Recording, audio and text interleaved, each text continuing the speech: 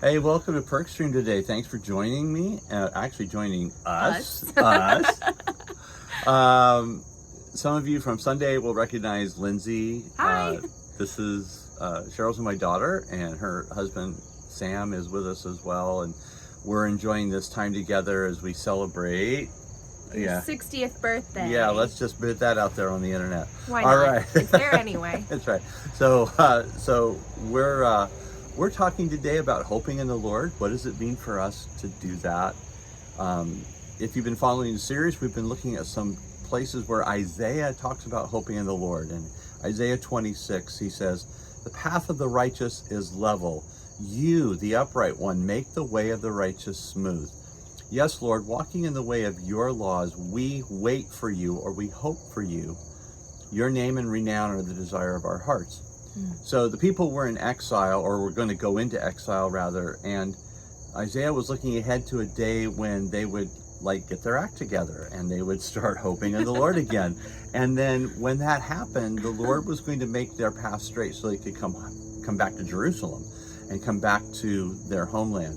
So what we're going to do is we're going to talk a little bit about how we have seen the Lord make the path smooth, particularly in rough times when we have hoped or waited on the Lord. So how about for you, Lindsay, what ways have you seen this to be true? I think I've seen it in you and Mom when we've had several moves in our lifetime. We've had several churches that you have pastored for, and in some of those situations back when I was even little, you guys would receive a calling to what God was having for you next. Right. And then it was just waiting of, there's been this calling, and now we wait to see how are the pieces going to fall into place to make this happen. Okay. Even coming up here, moving from California to Pennsylvania, you guys waited diligently for the next step. You didn't go home and start packing right away. You waited for God, which is wise, and very clearly it had made the transition here from California a lot easier on you guys. Yeah. And even for Sam and I, we've gone through several changes since being married. For me, career changes. We've moved to several different places. We've had family members move back home, move away, things like that. And in all of those, Sam and I have tried really hard to be diligent and purposeful in our waiting, in celebrating what God has already done and where He's already brought us, and recognizing that if He can bring us through what He's brought us through before, He's gonna take us where we need to go again, and not wasting the waiting time, because that time is such a beautiful time of purposeful worship and remembrance and being grateful for what God has already done for you, what God is going to do for you, because if He's done it once, He can do it again. So it's really trying hard to not waste the waiting. It's easy to become bored or ill-content in the waiting. Yep.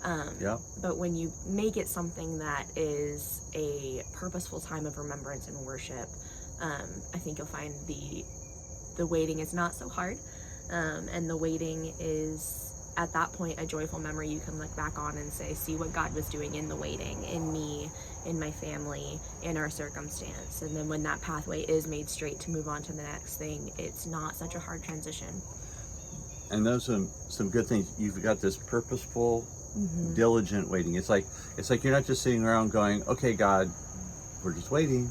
Oh, we're waiting. Oh, we're waiting. But there's something going on. You recognize things that are happening, right? Yeah. And then there's that other side of worshiping in the waiting. There's that song from Facing the Giants, "I'm Waiting on You, Lord." Yes. And that whole, I will move ahead, bold and confident, taking every step in obedience. Yeah. So the level ground, it's God's job to level the ground. That's what He's going to do. Yeah. Ours is to be obedient and diligent in the waiting, but also I worship while I'm waiting, and I will follow while I'm waiting, and I will continue to do what He's given me to do while I'm waiting. So yeah. So, hey, well, there's your word for the day. Diligent, purposeful waiting. Okay, that's 3 words, but it's diligent, purposeful waiting. And yes. and that's part of our hope in the Lord, is that we don't do it just sort of willy-nilly. We do it purposefully. Yes. So, hey, God bless your day today. Thanks for joining us here today. Thank you. And you have a great day, and we'll see you again on Sunday. Bye. Bye.